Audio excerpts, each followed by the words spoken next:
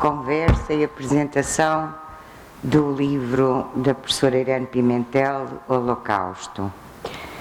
Saúdo e agradeço à excelente jornalista Luciana Leiderfarb, enfim, a leitura que vai fazer, que já fez e que nos vai fazer agora aqui deste livro, e a si, querida amiga Irene, é óbvio que lhe agradeço a publicação do livro. Em boa hora pensou em fazê-lo e pensou como manual para poder afastar definitivamente, se possível, todos os erros que ainda circulam sobre o tema do Holocausto e as confusões que ainda perpassam por muitas mentes. Portanto, é um serviço aos leitores e enfim, este já é o quinto ou sexto livro que trabalhamos, que a Irene escreve e que depois trabalhamos em conjunto, e por isso, para além de autora, a Irene é uma amiga e ainda bem. Este livro vem a público numa altura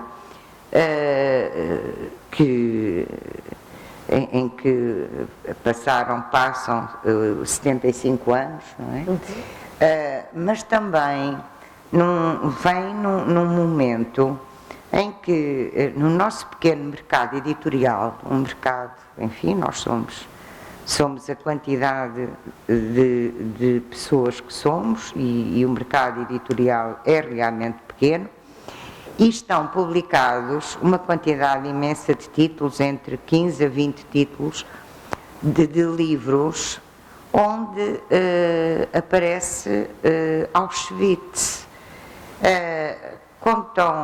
São livros muito populares, contam histórias verdadeiras ou criadas pelas mentes dos seus autores, mas enfim, poderia e poderá ter um lado positivo, que é a divulgação do horror, mas preocupa-me de certa maneira que haja aqui uma banalização do horror, uma banalização do mal, e por isso considero que o Holocausto e o programa Nunca Esquecer têm uma enorme relevância no tempo presente, de preservar a memória, porque ela é determinante para a nossa humanidade.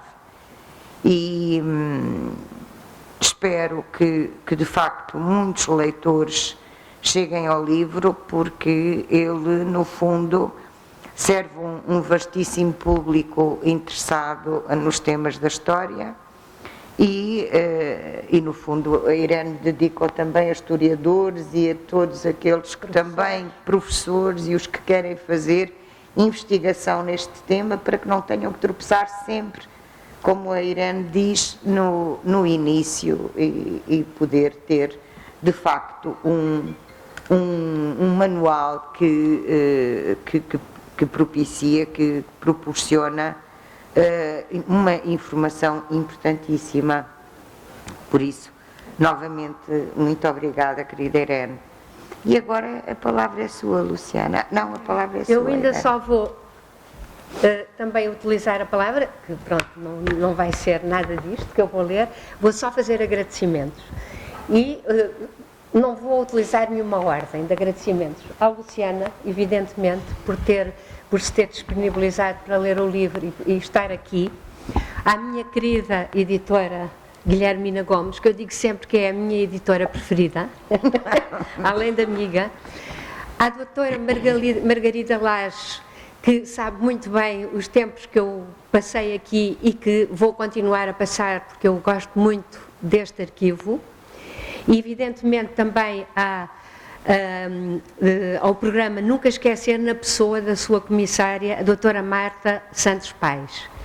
E, sobretudo, também queria, e transmita, por favor, Guilhermina, um grande abraço e um grande agradecimento à Isabel Mafra, que foi a revisora e teve um trabalhão incrível, porque isto é um livro muito complicado, com muitos nomes estrangeiros, e ela bem sabe o que é que eu me estou a referir, Obrigada, Luciana. Obrigada, boa tarde a todos.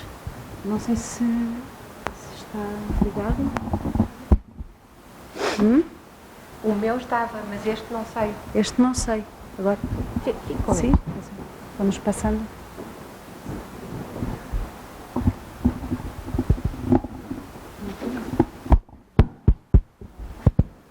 Agora sim?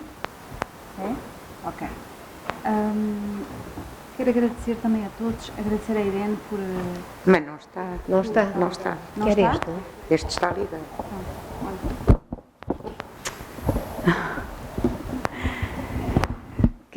Estava a dizer que quero agradecer a Irene por se ter lembrado de mim para este convite. Foi um prazer enorme ler o livro. Como sempre me acontece com os livros da Irene, que não são poucos. Há livros bonitos, há livros bem escritos e há livros necessários. E eu penso que este é um livro que tem os três aspectos. É um livro bonito, vê-se, à vista é fantástico. E é um livro otimamente escrito e é um livro necessário. E é necessário, pelo que aqui foi dito pela Guilhermina, e porque, e se calhar podemos já começar a trocar algumas impressões, porque é um livro para já, não havia em Portugal um livro escrito que sintetizasse os conceitos-chave relacionados com o Holocausto. Havia sim, e em vários deles a Irene participou, sobre a relação de Portugal com a Segunda Guerra Mundial, com a Alemanha, com o Holocausto, mas não um que falasse apenas do Holocausto e quisesse fazer o trabalho que no fundo é feito neste livro, que é de clarificação de conceitos para desfazer confusões. Eu queria que a Irene nos contasse então como é que organizou o livro e porque é que lhe ocorreu fazê-lo, porque é que achou necessário fazê-lo. Muito obrigada, Luciana.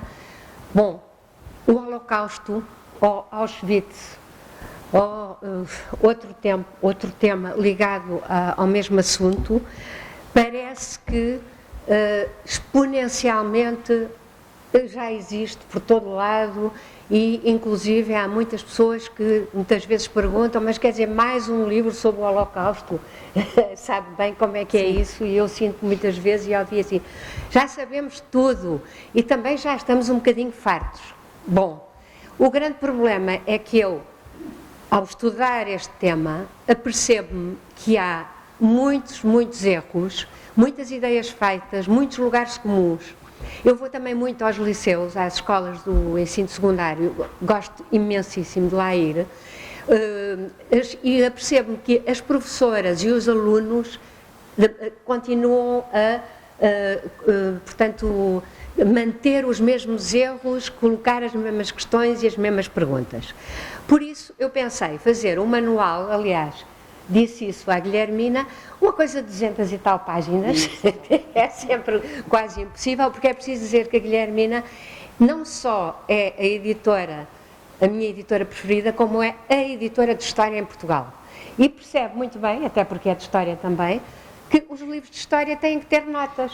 É terrível, mas têm que ter. E têm que ter bibliografia, porque as coisas não saem das nossas cabeças. Há todo um trabalho anterior ao nosso e, portanto, nós temos que reportar a esse trabalho. E, portanto, achei que se deveria fazer um livro dividido em duas partes, sobretudo a primeira parte com as várias interpretações que o tema provoca, desde logo começando pela linguagem, pelos termos que se referem portanto, ao massacre de todos os judeus europeus, que era o objetivo nazi e de Hitler desde o primeiro minuto, embora ele não tenha ocorrido desde o primeiro minuto. Isso também é outra história, que muitas pessoas pensam às vezes que nazismo a partir de 1933, Hitler chega ao poder em janeiro e o Holocausto começou. Ora, há várias etapas até chegarmos a esse terrível acontecimento. E, portanto, também é outra coisa que eu gostaria muito de marcar. Evidentemente, pensando nos professores, nas pessoas interessadas em exposições, estão aqui pessoas de museus,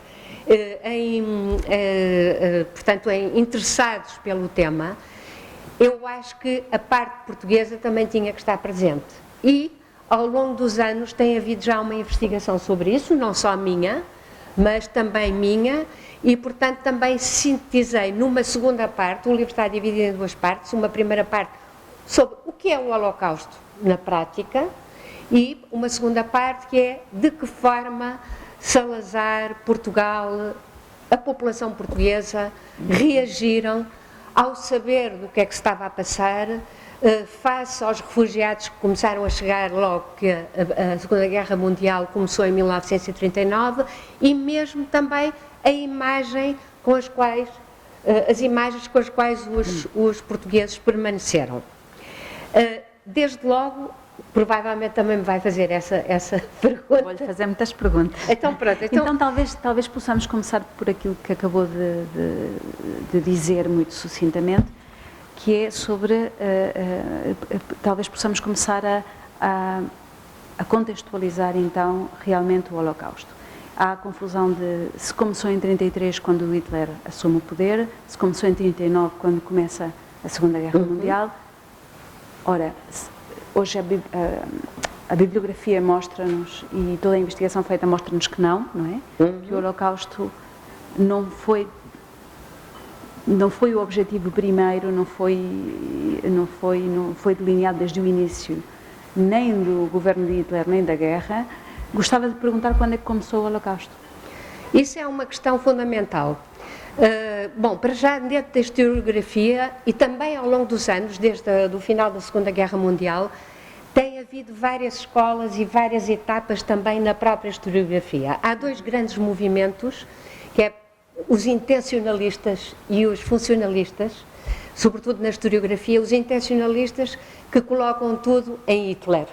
E que Hitler já teria programado o Holocausto desde o seu livro Mein Kampf, em 23, que ele escreveu na cadeia, e, portanto, o que acontecerá será a passagem ao ato de um desígnio e de um objetivo que já existia desde 23. Por outro lado, os chamados funcionalistas portanto, dos anos 60, 70, começaram a perceber-se que, contrariamente ao que nós pensamos, o regime nazi não era unitário. Até lhe chamam uma policracia, com vários poderes. Portanto, vários poderes paralelos. Só para dar um exemplo, por exemplo, o poder da SS. Há pessoas até que dizem que houve um Estado SS dentro do próprio nazismo, mas também as SA, os vários ministros, portanto, todas as várias polícias, todos eles desenvolveram, portanto, tentaram ter poder, evidentemente, que é o que pretendiam, e, sobretudo, tentaram parecer bem perante o Führer. Eu agora utilizo a palavra Führer, bem sei que são eles próprios que o dizem, e temos de ter muito cuidado em não utilizar as palavras do próprio nacionalsocialismo, embora às vezes utilizamos algumas palavras, não é? Porque são palavras eufemísticas, quase todas elas. Os seres humanos que iam nos comboios de deportação para os centros de administração da morte, judeus, ciganos e mesmo outros prisioneiros, eram considerados na linguagem nazi como mercadorias. E isto está em todo lado. Portanto, eles tiveram cuidado, eles sabiam o que é que estavam a fazer. Eles sabiam que era algo, como dizia Himmler, o chefe supremo das SS, ele dizia aos seus apaniguados: eu não vou dizer aqui o que é que nós pretendemos. Por outro lado, trata-se da solução final da questão judaica, isto no início do Holocausto. O que eu vou dizer é que temos que ser francos entre nós, sabermos o que é que estamos a fazer e nunca deixar passar para o exterior. Mas o que se trata é a destruição de todos os judeus europeus, provavelmente também dos países neutrais, se ganharmos e quando ganharmos a guerra, porque isto é dito em 42, quando os nazis pensavam que iam ganhar a guerra, e os judeus do mundo inteiro. Agora, entre o que ele escreve no Mein Kampf, que evidentemente tem palavras como extermínio, neutralização, e 1941, segundo semestre, a partir da invasão da União Soviética, em 22 de junho de 1941, quando, de facto, o chamado Holocausto começa, eu digo chamado porque há outros termos, eu prefiro o termo Shoah. Agora, o que não há dúvida nenhuma é que a destruição dos judeus, a chamada solução final da questão judaica, termo dos próprios nazis, foi evoluindo por etapas ao longo dos anos. 1933 era retirar os judeus do espaço público e de certas profissões da administração pública. Depois dos cinemas, das piscinas, dos jardins, para estarem completamente separados dos chamados arianos, da comunidade nacional alemã, que é uma invenção do próprio nazismo. 1938, temos uma segunda grande etapa, e a partir daí não é só retirar do espaço público, é expulsar de todos os territórios alemães, que na altura, como se sabe, a partir mais ou menos do final de 38, correspondia à Grande Alemanha, mas também já à Áustria, que já estava anexada, e também à região dos Sudetas, onde havia alemães étnicos, segundo os nazis. Esta fase, de 38 mais ou menos até junho de 1941, de expulsar todos os judeus dos territórios alemães, esta fase dura esse tempo todo. E é uma fase em que os judeus fogem por voluntariamente, com muitas aspas, são expulsos, a vida torna-se de tal maneira impossível no espaço alemão que eles tentam arranjar abrigo noutros países europeus. E nesta fase é preciso dizer, o nazismo precisava desses países europeus para receberem os judeus. Até porque eles estavam convencidos que muitos desses países, caso de Portugal, até ao fim, tinham assim umas noções de Portugal, até chegou a dizer, do salazarismo, calculem, que havia uma noção humanitária e que não tinham uma justa noção do que era um judeu e do que é que se devia fazer com um judeu. Então, evidentemente, nessa altura, o Hitler e os nazis precisavam que os outros países abrissem as portas, não só na Europa, nos Estados Unidos, África, América Latina. Pelo contrário, esses países temiam receber uma vaga de judeus e também temiam a mesma razão pela qual os nazis utilizavam essa inundação de judeus nos países limítrofes da Europa, porque diziam, e mal os judeus lá cheguem, o antissemitismo vai se desenvolver e vai aumentar. Pronto. Os próprios países também receavam isso e também diziam. No caso de Portugal, há N frases de pessoas desta casa, não é? Diplomatas, desde logo pronto, eu agora não vou dizer porque pareceria que eu estava só a responsabilizar mas que dizem quase sempre em conversações com os nazis, nós não temos o problema judeu em Portugal, judaico em Portugal. Os nacional-sindicalistas, os fascistas portugueses diziam, nós não temos uma questão judaica em Portugal porque a Inquisição já a resolveu no século XVI. E os diplomatas portugueses disseram, e não queremos que eles venham para cá para introduzir a questão judaica. Ou seja, antissemitismo igual a presença de judeus, que é também uma forma de antissemitismo. Claro. A partir da invasão da União Soviética em 22 de junho de 1941, as coisas mudam. Porquê? Porque começa a haver a tal solução final do problema judaico, cuja frase é dita a partir de 1940 e, sobretudo, 41, passa a ser a passagem ao ato de pura e simplesmente neutralizar ou exterminar todos os judeus. Irene, essa passagem ao ato também tem fases, não é? Imediatamente a seguir à invasão da União Soviética, era uma matança, por assim dizer, desorganizada, que chegou a fazer confusão aos próprios nazis, não é? Chegou a perturbá-los bastante. Eles tinham queixas de que os seus próprios oficiais não conseguiam, soldados ou oficiais, os grupos paramilitares não conseguiam cumprir, mantendo a sua saúde mental, as execuções. Gostava que falasse um bocadinho dessa gradualidade até chegar, por exemplo, àquilo que nós consideramos o símbolo máximo do Holocausto, que é Auschwitz. Exatamente. Birkenau. Portanto, logo a seguir à invasão da União Soviética, aliás, já antes, tinham sido criados os Einsatzgruppen. O que eram os Einsatzgruppen? Eram grupos com pessoas mais velhas que já não faziam o serviço militar ou que vinham das polícias alemãs e vinham de todos os escalões da sociedade. Havia desde médicos a pessoas que tinham sido operários. E a partir da anexação da Áustria em 1938, são formados esses Einsatzgruppen, que são grupos móveis de pacificação, pseudo-pacificação, que iriam atrás do exército alemão, da Wehrmacht, e que resolviam na retaguarda vários problemas que os nazis tinham.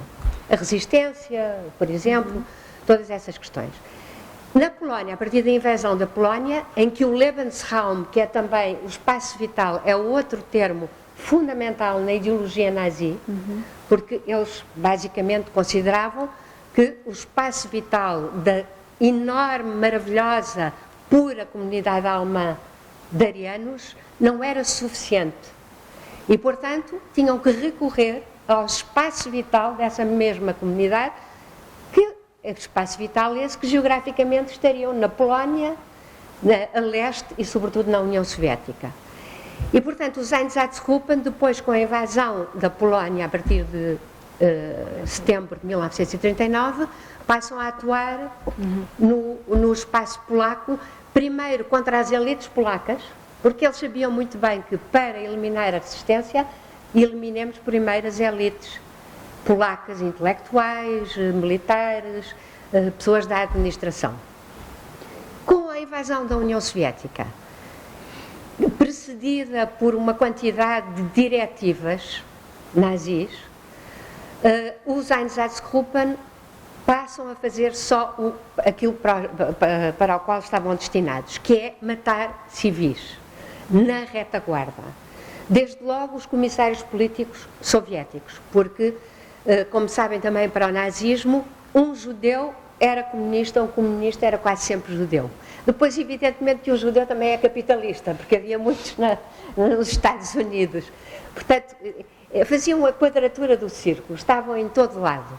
Então, para eliminar as tropas soviéticas, temos que dar cabo primeiro dos comissários políticos soviéticos. Também, de qualquer maneira, são comunistas, nossos inimigos, e judeus, quase todos eles. E, portanto, há uma lei, que é a Diretiva dos Comissários Políticos, antes da invasão da União Soviética, que é qualquer um que seja capturado deve ser imediatamente, não vai a nenhum tribunal militar nem nada, não se aplicam as regras de Genebra, que já existiam na altura, até porque há toda uma série de descrição do que é que são os soviéticos, o que é que são os russos, que eram sub-humanos. Não era a mesma coisa que os judeus. Também depois podemos falar sobre isso. Sim. Eram sub-humanos, quando muito deveriam ser escravizados. Mas a maior parte até devia ser eliminada para o espaço vital ser depois distribuído a colonos alemães que viriam da Grande Alemanha. Esses Einsatzgruppen começam a matar aos milhares de civis, primeiro homens e comissários políticos e depois crianças e... Aliás, a questão das crianças também é uma questão muito complicada. E o que se chama normalmente é holocausto por tiro, holocausto a tiro, a céu aberto. Ou seja, eles chegavam na retaguarda das tropas alemãs, chegavam lá, matavam uma quantidade de civis, da forma mais inacreditável, normalmente por fuzilamento, e depois, portanto, aquilo ficava deserto. O que é que acontece? Os próprios alemães tinham sido educados segundo o imperativo categórico kantiano. Eichmann diz sempre que segue o imperativo, só que ele segue na questão da obediência a quem sabia mais, ao Führer. Muitos eram religiosos, tinham, portanto, uma cultura religiosa, tinham aprendido a não matar. Evidentemente que começa a ser muito complicado aqueles Einsatzgruppen estarem ali perante as suas próprias vítimas. Eu não vou aqui desenvolver porque Sim. temos aqui... Mas é assim... Sim. Não queria desenvolver esse aspecto porque é uma coisa terrível. Mas o que se passa é que Himmler, que é o chefe das SS e que tem a responsabilidade da solução final do problema judaico, vai ao terreno. E numa das ocasiões em que vai ao terreno, assiste a membros dos Einsatzgruppen completamente alcoolizados, com o ar já enlouquecido, e depois tem o azar também que um bocadinho de sangue mancha a sua farda branca. Ele foi de branco, com a farda branca das SS. E ele diz, isto não pode continuar assim, temos que arranjar uma maneira mais humana de morte. E é aí que ele vai ter com os grandes cientistas. E se cria o sistema. Portanto, das câmaras e dos fóruns. Irene, quando foi aqui que o Holocausto começou, portanto, na incursão soviética em 41, segunda metade mas de 41. quando é que se decidiu? Quando é que essa decisão é tomada? Pois. Já na sua última sessão, solução final do problema judeu? Não há uma única frase de Hitler, nem uma única frase dos dirigentes nazis e SS que digam, a partir de agora vamos fazer isto. Há várias reuniões, isso sim, de Himmler com Heydrich, que era o seu adjunto, depois também de Hitler com os chefes da Wehrmacht, mas não há uma única ordem, nem sequer escrita, evidentemente ainda muito menos escrita, porque eles sabiam perfeitamente o que é que estavam a fazer. Há várias interpretações que estão aqui, eu não vou agora citá-las todas, mas as pessoas no terreno, os nazis no terreno, muitas vezes tomavam também as suas iniciativas e as suas decisões, que normalmente iriam sempre ao centro, a Berlim, e que depois, em Berlim, diziam, sim senhora, continuem com essa. Mas pensa-se muito que há um papel muito importante, o que faz também da visão intencionalista uma visão errada, porque os assassinos, os perpetradores foram aos milhares, podemos chegar aos milhões. Para não falar de todos os cúmplices que olharam para o lado, os indiferentes, os passivos, os que nada fizeram. Bem, sei que era muito complicado também fazer, pronto, não vou agora entrar nisso. Agora, de alto a baixo da estrutura nazi, este propósito foi levado a cabo. E eu gosto muito do Ian Kershaw, na sua monumental biografia, que ele diz uma coisa, mas ele está baseado numa frase que ouviu de um apaniguado nazi, que é, temos que cumprir como pensamos que o Führer quer. É o que depois o Ian Kershaw portanto, sintetiza como caminhar em direção ao Führer. Ou seja, o Führer não precisava dizer verdadeiramente, a partir deste momento vamos fazer isto e aquilo outro, mas o destino final do que ele pensava, nas várias fases, nas várias etapas. Aliás, é muito curioso porque até 1941 ele até fala muito pouco da questão judaica, das soluções. Ele espera que outros lhe proponham coisas e depois, claro, aí Berlim diz sempre, sim senhora, estamos de acordo. Irene, logo na introdução do livro fala-se de uma confusão que existe entre repressão política e extermínio racial. falando também, tentando especificar, delimitar o conceito do Holocausto. Pode falar Exatamente, sobre isso isso até muito recentemente, isso foi quase no fim do livro que eu introduzi essa diferença, porque tem a ver com um debate em que eu estive em Barcelona, e aliás com historiadores espanhóis, aliás foi em Paris, no Memorial de la Shoah, em que a dado momento se discutiu isso. Porquê? Porque as vítimas do nazismo são aos milhões de milhões, não é? Só na União Soviética, nem sei dizer, mas foram 50 milhões de vítimas. Ou seja, quer soldados, quer civis, e depois há muitas outras vítimas que não são judeus e que não foram vítimas pelo facto de serem judeus. E por isso, a singularidade do Holocausto, e aqui estamos a utilizar sempre o termo Holocausto, tem a ver com o facto também da ideologia, percepção nazi sobre as várias categorias de pessoas, porque havia toda uma hierarquização relativamente às várias categorias. E os judeus não é que fossem sub-humanos ou animais. Como, por exemplo, os polacos. Como os polacos, eslavos, de um modo geral, eram considerados sub-humanos.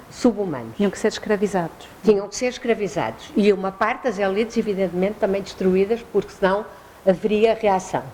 Eles sabiam isso muito bem. A seguir viriam os latinos também. Ele era aliado de Mussolini, mas tinha grandes perplexidades relativamente a Mussolini e aos latinos, e que não tinham ordem nenhuma, enfim. Portanto, por acaso, muitos dos países latinos, um era fascista, não é? Era seu aliado, e outros eram neutrais. Portanto, até que a França, também é um país latino, foi ocupado. Mas agora perdi-me um pouco. Não, portanto, os eslavos seriam escravizáveis, domináveis através da escravidão, e os judeus tinham que ser eliminados. Eliminados. E aí é que está a grande noção antissemita nazi, é completamente diferente do antijudaísmo, por exemplo, de tipo católico, não é? Que ao longo dos anos houve antissemitismo, antijudaísmo, podemos chamar o que lhe quisermos, ao longo dos anos e dos séculos. Agora, a partir do século XIX, há uma mistura entre a ciência, curiosamente, e uma determinada leitura da ciência, e a noção racial biológica, que é introduzida a partir do século XIX. E também a partir do momento, a Hannah Arendt, aliás, fala muito nisso, diz que ela distingue entre o antissemitismo medieval, por exemplo, ou do século XVI, e do antissemitismo moderno, que é sobretudo do século XIX. E ela diz, é um antissemitismo que surge quando os judeus começam a se emancipar em toda a Europa e começam e são integradas nas sociedades dos vários Estados-nação. Portanto, é um novo antissemitismo que tem a ver com o surgimento dos Estados-nação. Mas também é a partir daí que se desenvolve o antissemitismo racial e de tipo biológico, que é claramente central na ideologia do nazismo. E que ao fim e ao cabo era isto. Portanto, curiosamente, uma vez a Esther Musnik até colocou a coisa, porque tinha lido o Mein Kampf, tinha acabado de ler o Mein Kampf, e diz, mas é estranho, porque até perpassa alguma admiração de Hitler pelos judeus. E é verdade, porque ele admirava no judaísmo e nos judeus a endogamia, ou seja, a pureza, não sei se estão a ver, da raça. Só que era uma raça inimiga da raça ariana e queria destruir a raça ariana, portanto, por defesa, porque isto é muito introduzida esta noção de defesa, temos que eliminá-los todos e até os bebés. Pronto. Só falo isso aqui, mas foi isso que aconteceu. Um judeu não podia deixar de ser judeu, porque segundo a sua raça, ele era judeu. E como era inimigo principal dos nazis, o que é que se faz? Eles, aliás, têm o eufemismo de comparar com, olha, nós estamos agora com o vírus, não é? O que é que nós fazemos ao vírus? E eles identificavam como uma bactéria como o vírus. Não eram nem animais, nem sub-humanos, curiosamente. Irene,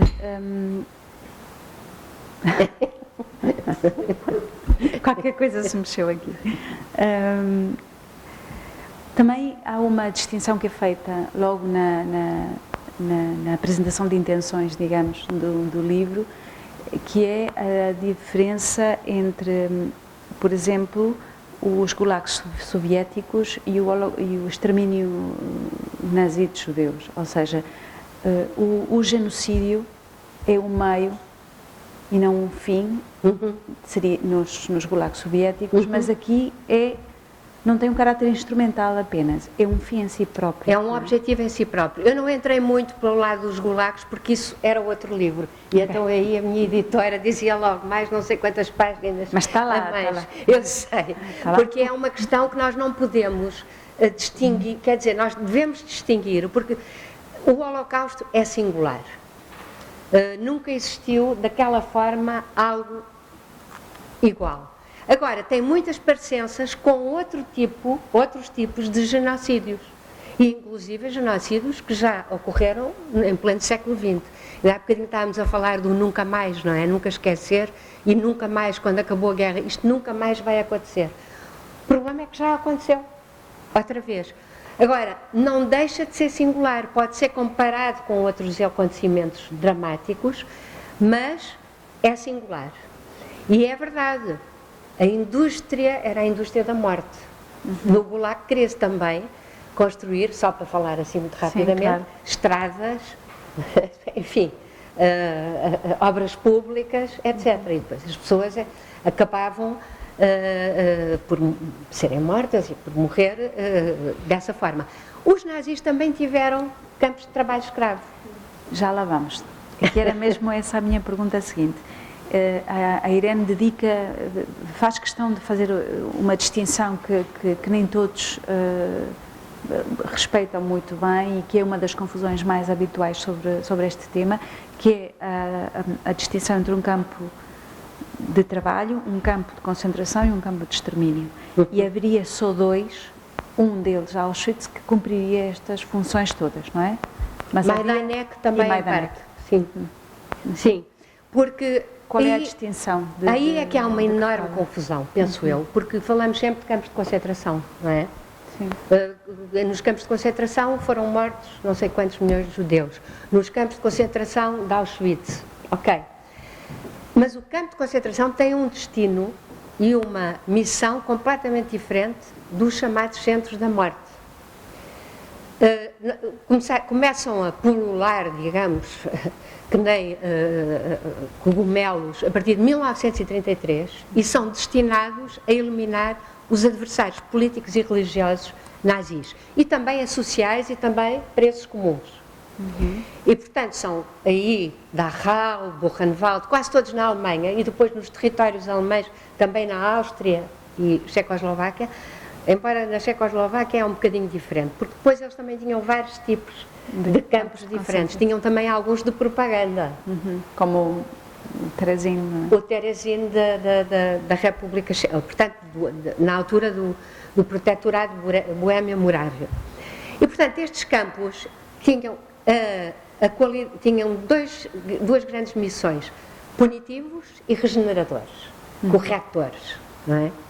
E, portanto, um judeu, um comunista alemão, um socialista, uma testemunha de Jeová, que fosse presa e fosse colocada no campo de concentração, nunca era através da justiça, era sempre através das SS, administrativamente. Aliás, eles próprios corrigiam muitas vezes a própria justiça nazi e diziam, não, este senhor foi absolvido, mas mesmo assim é perigoso e deve ir para o campo, tem que ser regenerado.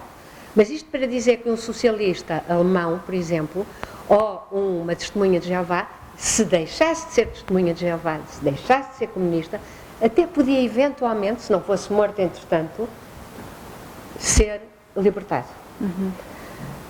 Os centros de morte, que eu utilizei o termo centro de morte, mas evidentemente é muito difícil. Os franceses utilizam centre de mise à mort. E em Portugal seria da administração da morte, seria assim um bocadinho pesado, não é? E não se percebe. Administrativo. administrativo ainda por cima. Bom, era. Embora, pronto, não havia grandes papéis, só até determinada altura. Aliás, aquelas pessoas que normalmente têm a tatuagem não são as principais vítimas do nazismo, por uma razão muito simples. Elas têm essas tatuagens porque foram para campos de trabalho, muitos deles para judeus, onde eles resistiam ou sobreviviam durante 6 meses no máximo, evidentemente, mas todos os outros, mal entravam num centro de administração de morte, eram imediatamente mortos. Por isso nem sequer se chamam campo, porque Treblinka, por exemplo, nem sequer tinha casa-matas. As pessoas entravam através do comboio, fizeram uma estação, aliás, com o nome até de Treblinka, e iam até uma determinada floresta e depois, a partir daí, sabem o que é que se passou. E estes centros são todos na Polónia, não é nada na Alemanha, é porcoso, desculpem o francisismo, embora, pois já há aqui também umas exceções, porque o nazismo está cheio de exceções. Os centros de morte são Treblinka, Sobibor, Chelmno, Belzec. Depois, em parte, Auschwitz e em parte, Majdanek. Auschwitz é o maior complexo de campos nazi, na Polónia, e tinha 3 tipos de campos. Tinha um, que é o Auschwitz I, campo de concentração, onde para lá iam muitos resistentes, e, por exemplo, polacos, não judeus. Depois tinha Buna Monowitz, que era um campo de trabalho escravo só para judeus, onde estavam as grandes empresas alemãs, químicas e tudo isso, que ainda hoje existem com os seus nomes. Portanto, era a própria SS que negociava com eles. Portanto, dizia, mandamos não sei quantos prisioneiros, quantos é que precisam, e eles pagavam à SS. Evidentemente que esses prisioneiros duravam o tempo que duravam. Mas, depois ainda havia um terceiro campo em Auschwitz, que era Birkenau. Birkenau também tem exceções, é isso que é terrível no nazismo, porque está cheio de exceções. Birkenau, em princípio, é só para extermínio. Foi erguido para acabar com os prisioneiros de guerra soviéticos. Foi o primeiro objetivo. E depois foi o grande campo, de facto, de extermínio, aquele mais conhecido, pronto, que tem aquela torre. Não é o Arbeit-Macht-Frei, que isso era do campo de concentração. Tem aquela torre, por baixo da torre vai a linha férrea, até um determinado sítio, que era a rampa, não é? Os passageiros saíam e eram divididos em 2 grupos. O maior de todos ia diretamente para onde sabem que iam, e outro, de pessoas ainda saudáveis e jovens, para trabalho iria para o trabalho forçado. Aliás, é o caso, por exemplo, do Primo Levi. Aliás, é por isso que ele sobreviveu. Ele sobreviveu por várias razões. Primeiro porque entrou em 1944, portanto, quase no fim. Depois porque foi escolhido porque era um jovem para o trabalho escravo. Depois porque adoeceu. Adoeceu quando começaram as marchas da morte, quando Himmler queria abafar e esconder tudo, e deu ordens para que todos os prisioneiros de Auschwitz fossem para os campos para o Ocidente, portanto na Alemanha, não é? E por acaso ele estava doente e estava no chamado Revier, onde iria morrer, e apanhou a libertação pelos soviéticos. Essa libertação e o facto dos campos de concentração alemães terem sido libertados pelas forças inglesas, norte-americanas e canadianas, e Auschwitz e Majdanek terem sido libertados pelos soviéticos, que eram na Polónia, também contribuiu para essa confusão entre campos de concentração, porque de repente, no pós-guerra, pensava-se que tudo era a mesma coisa. Mas tinham de facto missões diferentes. Aliás, os judeus não eram destinados aos campos de concentração. É de tal maneira, isto é um erro, porque os judeus não iam ser regenerados, nem corrigidos. Não podiam ser. Pelo simples facto de serem quem eram, tinham de ser destruídos. Portanto, não era o grosso das pessoas. Havia, de facto, judeus também, alguns, porque alguns eram comunistas e, no início, socialistas. Testemunhas de Jeová não eram, porque eram judeus. Mas pronto, às vezes tem que se dar assim um bocadinho de humor, porque isto é de tal maneira. É pesado, é um tema muito pesado, mas já lhe vou perguntar porque é que é necessário. Queria só fazer-lhe uma última pergunta em relação a Portugal, não é? Em 1938, na segunda parte do livro, a Irene analisa isto, Portugal recebeu refugiados, mas a política de Salazar era que eles não ficassem, não é? Não permanecessem no país. Mas a partir de 1942, diplomatas alemães fazem assim uma espécie de sondagem para ver se eles podem realmente ficar, porque isso tem a ver com os planos da Alemanha. Essa é uma indicação muito clara de quais aqui eram qual é que era o verdadeiro alcance do extermínio de judeus para os alemães, não é? Exatamente. Isso é importantíssimo, esse episódio, digamos, do verão de 1942. O que é que acontece? Aliás, o que acontece com Eichmann, que escreve ao Ministério dos Negócios Estrangeiros alemão e diz: há uma quantidade de prisioneiros soviéticos e os judeus que conseguiram fugir e foram até à Suécia. Da Suécia apanham um transporte de avião para Portugal. E em Portugal está-se a desenvolver todo um programa de salvamento dos judeus. Eles não dizem que Salazar também contribuiu para esse salvamento, por uma razão muito simples, porque ele dizia: ok, os que vieram, era muito difícil entrar em Portugal, não vou agora entrar nessa questão dos refugiados, mas os que estavam cá tinham que partir rapidamente. Portanto, Portugal era um país de trânsito, quanto muito, não é? E aí há um aspecto muito importante, porque eu há bocadinho já disse que a partir de 38 a 42, Hitler e os nazis queriam que Portugal ou outros países abrissem as suas portas, não é? Porque era a fase da expulsão dos judeus. Mas a partir de 42 já estamos, como se viu há pouco, depois da invasão da União Soviética e do final de 41. E pensa-se que a decisão nazi do extermínio de todos os judeus, verdadeiramente, há uns que dizem que foi em outubro, outros em dezembro. Mas até dezembro de 41, de certeza que isso já foi decidido. E o que é que acontece? No verão, Eichmann diz isso ao Ministério dos Negócios Estrangeiros e na mesma altura, portanto, a central de todas as polícias, ou aquela coisa, o RSHA, onde estava a Gestapo, o SD, todas as polícias nazis, que era dirigida supremamente por... a partir daí já era pelo Kaltenbrunner, mas quem estava acima dele era sempre o Himmler. E eram eles que eram os responsáveis pela solução final da questão judaica.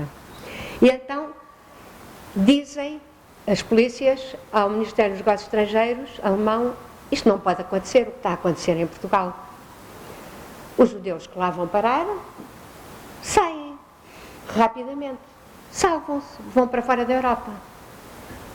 Portanto, coloca essa questão aos seus diplomatas em Lisboa. E o Ministério dos Negócios Estrangeiros e a própria polícia alemã coloca essa questão ao representante da polícia nazi também aqui, na legação da Alemanha, e diz: sondem Salazar para que ele, a partir de agora, estamos no verão de 42, não deixe sair os judeus de Portugal. Mantenha-os ali. Eu, quando vi aquilo pela primeira vez, disse assim: mas isto vai ao contrário de tudo. Mas claro que era óbvio. Aliás, porque eles próprios dizem, no âmbito da solução final da questão judaica, é fundamental que os judeus refugiados em Portugal permaneçam aí. Claro que isto também aconteceu, de certeza, com a Suíça, com os outros países neutrais. Agora, o que é que acontece em Portugal? O que é que os diplomatas alemães fazem curiosamente? E aí caracteriza também o salazarismo. Dizem assim: não vale a pena nós irmos falar deste assunto com o Salazar, porque o que ele quer mesmo é que os judeus saiam daqui. Além disso, e utilizam outra vez o humanitário. Quer dizer, muito antes dos direitos humanos, Salazar até parecia que era um avant la lettre defensor dos direitos humanos. Pelo menos para os nazis eram. Porque eles não têm a noção do que é que se deve fazer com os judeus. E aqui estávamos numa fase em que o nazismo ia ganhar, pensava-se que ia ganhar a guerra, não é? E, portanto, a seguir, e claro, janeiro de 1942, a Conferência de Wannsee, e como sabem, na Conferência de Wannsee, o Heydrich, que a dirigiu, apresentou todos os judeus que existiam na Europa. E, por exemplo, no caso de Portugal, estavam lá 3.000. Mas não tinham bem a certeza, porque aqui não distinguiam muito bem, pronto, era outra coisa terrível para os nazis, pronto. E também não se distinguia entre os judeus portugueses e depois os refugiados. Exatamente, pronto.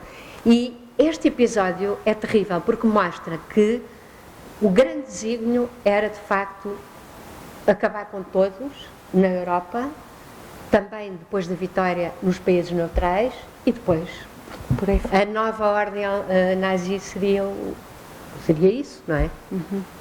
Irene, porque é que é hoje uma última questão que eu penso que pode unificar toda a conversa? Porque é que é hoje importante estudar corretamente o Holocausto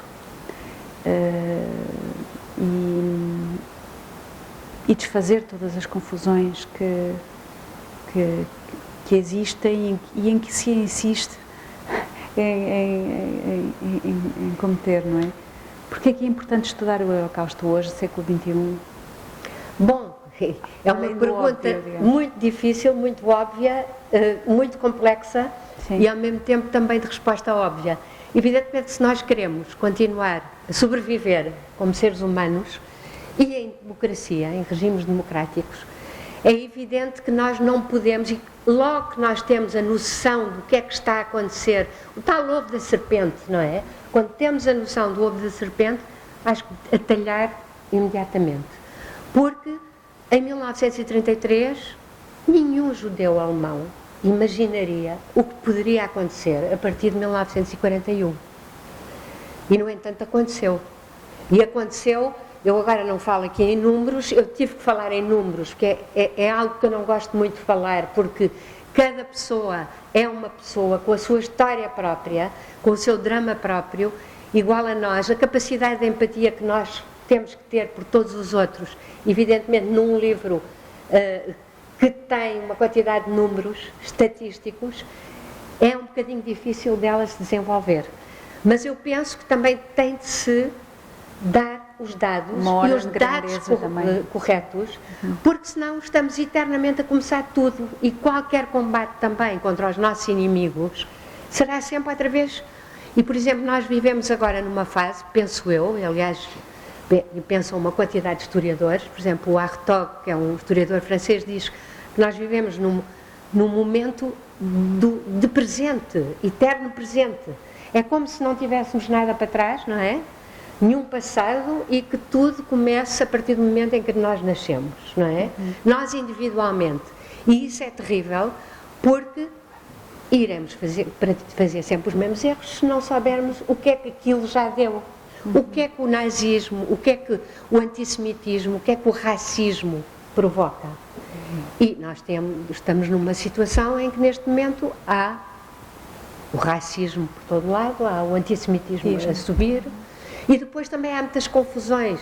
Por exemplo, aqui não falamos de Israel, nem eu quero falar, mas quer dizer, há muitas comparações e coisas que banalizam e diminuem, portanto, o horror que foi, de facto, o Holocausto. E por isso é que eu acho que temos que primeiro pensar em definir sobre o que é que estamos a falar, o que é que pensamos sobre isto tudo e eliminar alguns erros. Sim, senhor, muito obrigada. Obrigada, Irene. Muito obrigada. Eu não sei se agora alguém quer colocar alguma questão. Não sei. Será? Isto também tem 1 hora, não é? Mas ainda temos tempo.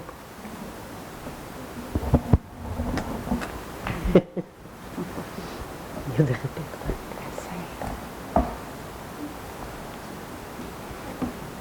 Acha que não? Que não há, pronto, não há questões, não. Pois ninguém levanta a questão. Não há.